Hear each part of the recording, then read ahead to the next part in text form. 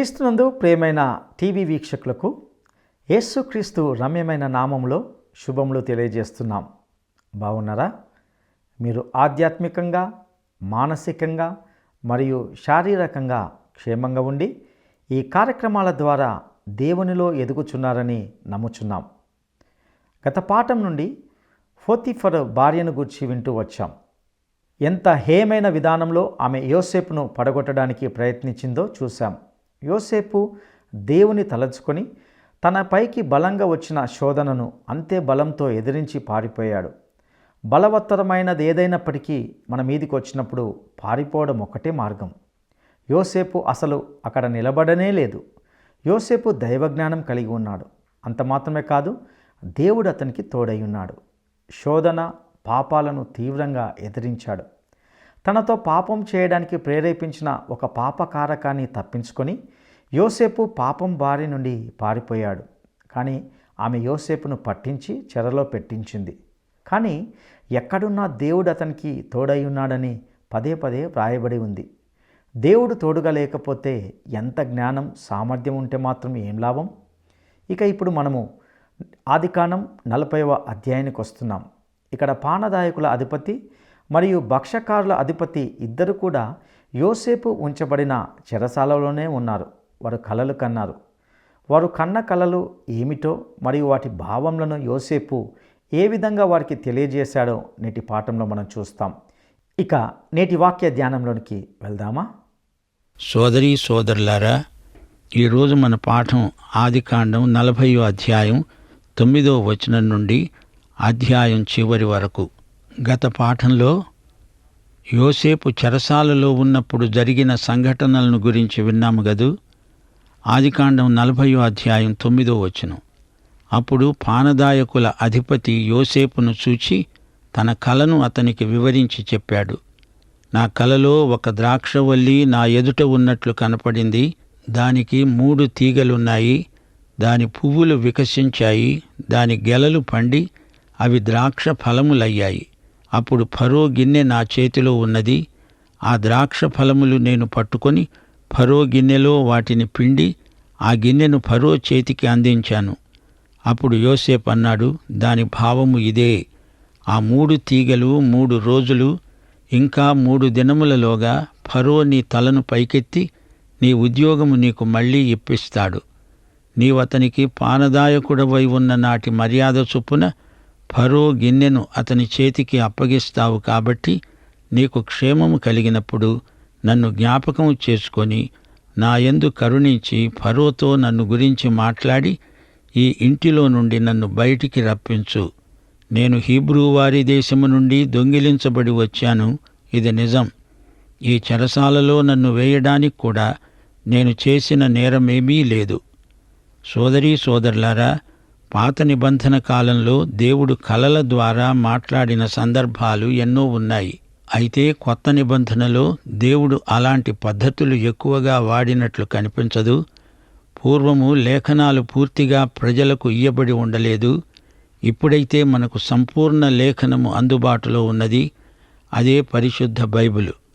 పాత నిబంధన రోజుల్లో దేవుడు తన ప్రజలతో మాట్లాడవలసి వచ్చినప్పుడు కలల ద్వారా గాని వారికి అర్థమయ్యే సంకేతాలు గాని వాడి తన చిత్తాన్ని బయలుపరిచేవాడు. పానదాయకుడు అర్థం చేసుకోవాలంటే పానదాయకుడి భాషలోనే మాట్లాడాలి. ఎందుకనగా అతడు చేసే పని అది, అతని వృత్తి అది. అలాగే నెబుకద్నెజరు రాజుకు ఒక కల వచ్చింది. అది ఏమిటనుకున్నారు? ఒక పెద్ద విగ్రహం. అది రాజుకు అర్థమైన భాష. అతడు పొద్దస్తమానము విగ్రహాలు, స్తూపాలు, స్తంభాలు మొదలైన చిహ్నాలను గురించే ఆలోచిస్తుంటాడు. యేసు ప్రభు రైతులకు ఏదైనా చెప్పవలసి వచ్చినప్పుడు గోధుమ పొలాలని, పంట చేలని, దున్నటమని, ఎద్దులని, వివిధ సాంకేతిక వస్తుపాఠాలను ప్రబోధించాడు. చివరకు శిలువ మీద వేలాడుతూ దొంగలతో ఏ భాషతో మాట్లాడాడనుకుంటున్నారు?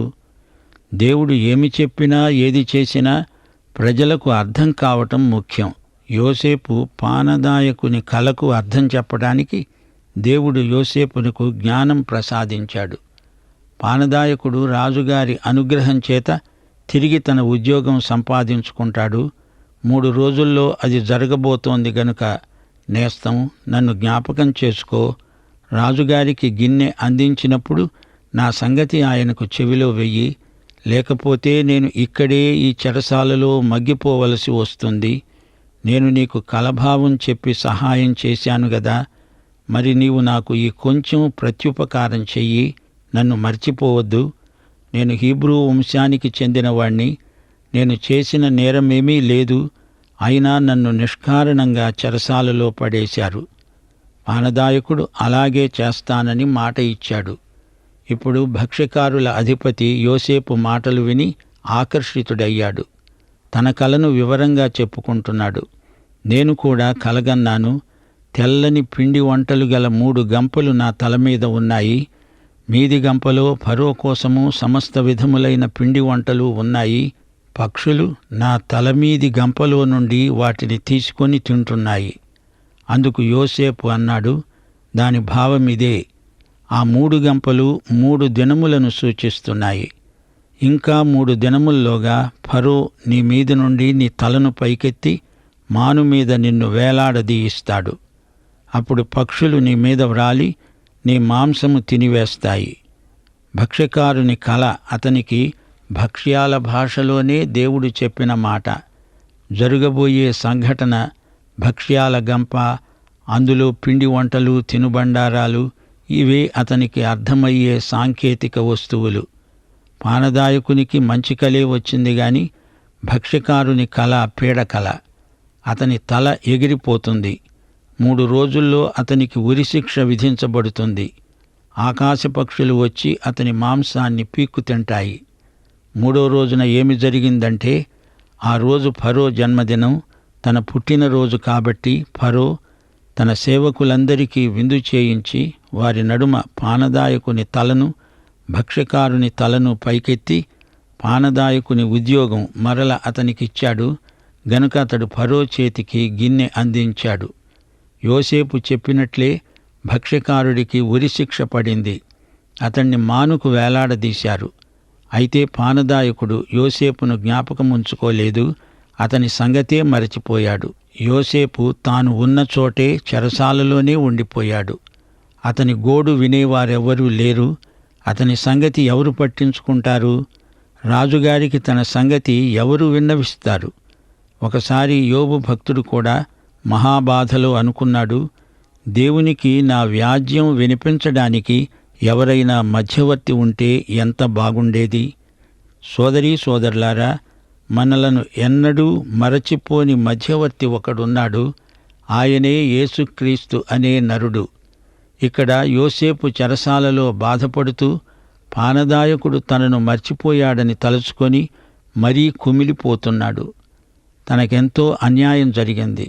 తాను ఎవరు, ఎక్కడ్నుంచి వచ్చాడు, తాను బానిస అయిపోవడానికి కారణమేమిటి, తన మీదికి ఎందుకీ అపనిందలు రావాలి, ఈ చెరసాల కటకటాల వెనక ఎందుకున్నట్లు? తానే పాపము ఎరగడు. చేయని పాపానికి శిక్ష అనుభవించవలసి వచ్చింది. సోదరీ సోదరులారా, దేవుని బిడ్డలు అప్పుడప్పుడు తాము చేయని నేరానికి శిక్ష పొందే పరిస్థితిని సైతాను కల్పిస్తాడు. అంత మాత్రానికి మనము నిరుత్సాహపడకూడదు. యోసేపును చూడండి. పోతీఫరు ఇంటిలో ఉండగా అక్కడ జరిగిన మోసం ఎవరి వల్ల జరిగిందో ఆ వ్యక్తే తనను ముద్దాయిగా చిత్రించడం ఏమి న్యాయం? సైతాను మన మీద నిష్కారణంగా నేరారోపణ చేస్తే మన పక్షాన వాదించడానికి మనకు యేసుక్రీస్తు అనే న్యాయవాది ఉన్నాడు. ఆయనకు చెప్పుకుంటే అంతా ఆయనే చూసుకుంటాడు. ఇప్పుడు పానదాయకుడు తనను మర్చిపోయాడు. పోతీఫరు మర్చిపోయాడు. అందరూ మర్చిపోయారు. కాని దేవుడు యోసేపును మరచిపోలేదు, మరచిపోడు. ఈ పానదాయకుడు తన సంతోషంలో తనకు మేలు చేసిన వ్యక్తినే మర్చిపోయాడు. ఎందుకు దేవుడు ఇలా జరగనిచ్చాడు? దేవుడు నిర్ణయించిన కాలమందే ఏదైనా జరుగుతుంది. ఒకవేళ పానదాయకుడు ఫరోకు వెంటనే యోసేపు సంగతి చెప్పి ఉంటే దయతో యోసేపును విడుదల చేసి ఉండేవాడు. అప్పుడతడు తన స్వదేశానికి, కనాను భూమికి వెళ్ళిపోయి ఉండేవాడు. తీరా ఫరోకు కల వచ్చినప్పుడు దాని భావం చెప్పటానికి యోసేపు దొరకడు. అందుకే దేవుడు యోసేపును ఇంతకాలము చెరసాలలోనే ఉండనిచ్చాడు. అతడు చెరసాలలో ఉండబట్టే ఫరోకు అందుబాటులో ఉన్నాడు. పరిస్థితులు ఎంత కఠినంగా ఉన్నా యోసేపు విశ్వాసం అతన్ని కాపాడింది. దేవుడే అతన్ని నడిపిస్తున్నాడు. అతని విశ్వాసం నిరీక్షణలో ఫలించింది. తన జీవితంలోని ప్రతి క్షణము ఒక పరీక్షగానే పరిణమించింది. అతడు నమ్మకమైన సేవకుడు. పోతీఫరు ఇంటిలో ఉన్న, చెరసాలలో ఉన్న అతడు విశ్వసనీయుడు. అంతేకాదు, సర్వకాల సర్వావస్థల్లో యోసేపు దేవునికి విధేయుడు, విశ్వసనీయుడు. యోసేపు ఎల్లప్పుడూ దేవుణ్ణి మహిమపరిచాడు. త్వరలోనే ఫరో క్రింద ఫరో అంతటివాడు కాబోతున్నాడు. అప్పుడు కూడా అతడు విశ్వసనీయుడే. అంతేకాదు, తన సొంత సహోదరులకు కూడా విశ్వసనీయుడే. మన విశ్వాసం మనల్ని విశ్వసనీయులనుగా చేయాలి. సోదరీ సోదరులారా, మీరు విశ్వాసులా? అయితే విశ్వసనీయులై ఉండాలి. అదే దేవుడు మీ నుండి కోరుతున్నాడు. ఈ రోజుల్లో కొందరు క్రైస్తవులు విశ్వాసులే గాని విశ్వసనీయతను రుజువు చేయలేకపోతున్నారు. పెద్ద పెద్ద సంస్థలు అందులోని పనివారి మోసాన్ని బట్టి కుంటుబడిపోతున్నాయి. యేసు ప్రభు ఏర్పరచుకున్న అపొస్తలులు ఎంతో విశ్వసనీయులు గనుకనే ఈ రోజున మనకు సువార్త అందింది. క్రైస్తవ సంస్థలలో పనిచేసే విశ్వాసులకు మా విజ్ఞప్తి, విశ్వసనీయులై సేవ చేయండి. యోసేపు జీవితం నుండి ఇదే పాఠం నేర్చుకోగలం. నమ్మకమైన సేవకుల నిమిత్తం దేవునికి ఎంతో కృతజ్ఞతలు. యోసేపు జీవితంలో మరో రహస్యం ఉంది. అతనికి భవిష్యత్తును గురించి ఆందోళన లేదు. అతడు నిరాశావాది కాడు. కష్టనష్టాలలో, ఇబ్బందులలో అతడు అధైర్యపడలేదు. ఇతరులను సానుభూతితో అర్థం చేసుకోగలిగిన మంచి మనస్సు యోసేపుది. పానదాయకునితో, భక్ష్యకారునితో యోసేపు ఎంతో స్నేహంగా మాట్లాడాడు. అందరితో కలిసి మెలిసి ఉంటాడు. తన సొంత సోదరులతో ఎంతో అవగాహనతో మాట్లాడాడు.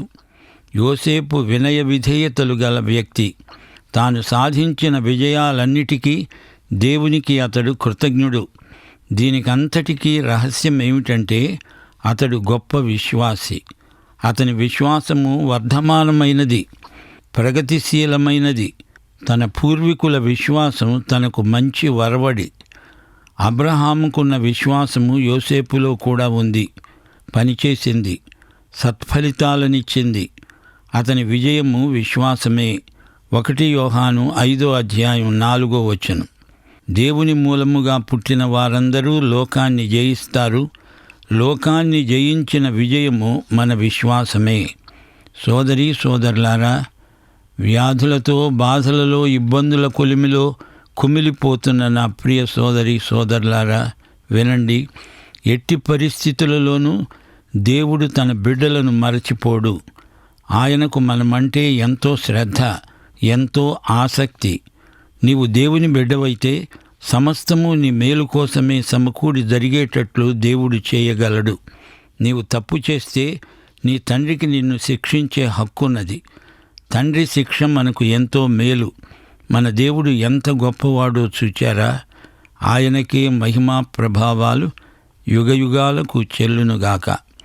ఇప్పుడు మనం 41వ అధ్యాయంలోకి వస్తున్నాము. ఈ అధ్యాయంలో యోసేపు పరిస్థితులు మెరుగయ్యాయి.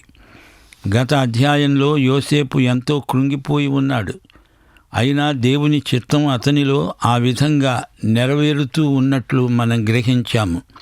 దేవుని వేలి కదలికకు అనుగుణంగా మన జీవితంలోని ప్రతి సంఘటన జరుగుతుందని మనం నమ్మాలి. ఇప్పుడు మనం వినబోయే ఈ అధ్యాయంలో యోసేపు విడుదల, ఫరో కళ వివరాలు, యోసేపును వరించిన ఉన్నత పదవి మనం చూడబోతున్నాము. యోసేపు ఆసెనతు అనే స్త్రీని పెళ్లాడతాడు. ఈమె ఒక యాజకుని కుమార్తె. మనష్షే, ఎఫ్రాయిము వీరిద్దరూ యోసేపు సంతానం. యోసేపు జీవితంలో దేవుని హస్తం అడుగడుగునా కనిపిస్తూ ఉన్నది. తన బాధలలో, ఒంటరితనంలో, నిరాశలో దేవుడు తనకు తోడై ఉన్నాడని యోసేపు ఎన్నడూ మరిచిపోలేదు. అతడి సౌశీల్యము సానబెట్టిన వజ్రమై అంతకంతకు ప్రకాశించింది. ఆత్మఫలాలు యోసేపులో సమృద్ధిగా పండాయి. రోమాపత్రిక 5వ అధ్యాయం 3వ వచనం ప్రకారం శ్రమ ఓర్పును, ఓర్పు పరీక్షను, పరీక్ష నిరీక్షణను కలుగచేస్తాయని ఎరిగి శ్రమల యందు అతిశయపడాలి. ఇందులో సిగ్గుపడాల్సినది ఏమీ లేదు. యోసేపు ఫరో దగ్గరికి తేబడ్డాడు. ఈ ఫరో ఒక అన్యుడు. దానియేలు కూడా ఇలాగే అన్యుడైన రాజు ఎదటికి తేబడినట్లు మనం వాక్యంలో వింటున్నాం. యోసేపు, దానియేలు వీరిద్దరూ కలలకు అర్థం చెప్పగలిగిన దైవజ్ఞులే. ఈ అధ్యాయం ముగింపులో గొప్ప కరువు వస్తుంది. దానిని బట్టి యాకోబు కుటుంబమంతా కనాను దేశాన్ని విడిచిపెట్టి ఈజిప్టుకు వెళ్ళిపోవటం జరుగుతుంది. కనానీయుల అవినీతి ప్రవర్తన, వారి కుసంస్కృతి ప్రభావం యాకోబు కుటుంబం మీద పడకుండా దేవుడు ఈ విధంగా వారిని కాపాడాడు. ఇది మనం గ్రహించి తీరాలి. దేవుని సంకల్పం విచిత్రమైనది, మార్మికమైనది. తన బిడ్డల క్షేమం దృష్ట్యా దేవుడు ఎన్నెన్నో కఠిన పరిస్థితులు కల్పిస్తాడు. యోసేపు జీవితమంతా యేసు ప్రభు జీవితానికి ముందు గుర్తుగా మనకు కనిపించడం ఒక విశేషం. ఫరోకు కలలు వచ్చాయి. చెరసాలలో ఉండగా యోసేపును దేవుడు ఆశీర్వదించాడు. 2 ఏళ్ళు గడిచాయి. ఫరో ఒక కలగన్నాడు. అందులో ఫరో ఏటి దగ్గర ఉన్నట్లు కనిపించింది. ఏటిలో నుండి పైకి వస్తూ 7 ఆవులు కనిపించాయి. అవి చూడడానికి అందమైనవి, బలిసినవి. అవి జమ్ములో మేస్తున్నాయి. ఆ తర్వాత చూడడానికి వికారమై చిక్కిపోయిన మరి 7 ఆవులు నీటిలో నుండి పైకి వస్తూ ఏటి ఒడ్డున ఉన్న ఆవుల దగ్గరే నిలిచాయి. వికారమై చిక్కిపోయిన ఆవులు అందమై బలిసిన ఆవులను తినివేస్తున్నాయి. అంతలో ఫరోకు మెలకువ వచ్చింది. గమనించాలి, 2 సంవత్సరాల తరువాత యోసేపు చెరసాలలో నుండి బయటికి వచ్చే అవకాశాన్ని దేవుడు కల్పిస్తున్నాడు. ఫరో కల చాలా విచిత్రమైంది. కలలో ఆవులు కనపడుతున్నాయి. 7 ఆవులు బక్క చిక్కిపోయినవి, మరి 7 ఆవులు బలిసినవి. చిక్కిపోయిన ఆవులు బలిసిన ఆవులను తినేస్తున్నాయి. ఫరో మళ్ళీ నిద్రపోయాడు. ఈ కలకు అర్థమేమిటో అతనికి బోధపడలేదు. అర్థం చెప్పేవారెవరూ లేరు. ఫరోకు 2వ కల వచ్చింది. మంచి పుష్టిగల 7 వెన్నులు ఒకే దంటున పుట్టుతున్నాయి. తూర్పుగాలి చేత చెడిపోయిన 7 పీల వెన్నులు వాటి తర్వాత మొలిచాయి. అప్పుడు నిండైన పుష్టిగల ఆ 7 వెన్నులను పీల వెన్నులు మింగివేశాయి. అంతలో ఫరో మేలుకొని అది కల అని గ్రహించాడు. తెల్లవారినప్పుడు అతడి మనస్సు కలవరపడింది. ఈజిప్టులోని శకునగాండ్రను అందరినీ, అక్కడి విద్వాంసులనందరినీ పిలువనంపి ఫరో తన కలలను వివరించి చెప్పాడు. గాని వారెవ్వరూ ఆ కలల భావం ఫరోకు తెలియజేయలేకపోయారు. అప్పుడు పానదాయకునికి యోసేపు సంగతి జ్ఞాపకం వచ్చింది. అతడు ఫరో దగ్గరే నిలిచి ఉంటాడు. అతనికి ఏది కావాలంటే అది తెచ్చి సరఫరా చేస్తాడు. అతనికి మనస్సులో ఎంతో బాధ అనిపించింది. ఇంతకాలం తను ఎందుకు యోసేపు సంగతి మర్చిపోయాడు? పెద్ద పొరపాటే జరిగింది. అయినా ఇదంతా దేవుని చిత్తములో భాగమే. దేవుడు చరిత్రలో తన ఉద్దేశ్యాన్ని నెరవేర్చుకోవడంలో ఈ సంఘటనలన్నీ ఒకదాని వెంట ఒకటి జరిగాయి. ఎందుకు అనే దానికి జవాబు మనకు దొరకదు. వెంటనే పానదాయకుడు తన అనుభవాలు ఫరోకు విన్నవించుకుంటున్నాడు. అప్పుడేమి జరిగింది? వచ్చే సందేశంలో విందాము. ప్రార్థన చేసుకుందాం. పరిశుద్ధ దేవా తండ్రి, నీకు మా హృదయపూర్వకమైన కృతజ్ఞతాస్తుతులు. నేటి సందేశం మా ఆత్మలకు ఎంతో మేలు చేసింది. జీవితంలో జరిగే ప్రతి సంఘటన నీ చిత్తం ప్రకారమే, నీ నిర్ణయము చొప్పుననే జరుగుతుంది అని విశ్వాసులు గ్రహించాలని మేము నేర్చుకుంటున్నాము. నేటి వాక్యము ద్వారా మమ్మలను బలపరిచినందుకు మీకు వందనములు సమర్పిస్తూ యేసుక్రీస్తు వారి దివ్యనామమున ప్రార్థన చేస్తున్నాం తండ్రి. ఆమేన్. మన ప్రభు అయిన యేసుక్రీస్తు వారి దివ్య కృప, తండ్రి అయిన దేవుని పరమ ప్రేమ, పరిశుద్ధాత్మ యొక్క అన్యోన్య సహవాసము, సమాధానము, సంతోషము, సహాయము మనకందరికీ నిత్యత్వము పర్యంతము తోడై ఉండునుగాక. ఆమేన్. ప్రియులారా, ఇంతవరకు విన్న సందేశం మీకెంతో ఉజ్జీవాన్ని, నిరీక్షణను కలిగించిందని నమ్ముతున్నాం. సంచలనాత్మకమైన యోసేపు జీవితాన్ని ధ్యానిస్తున్నాం.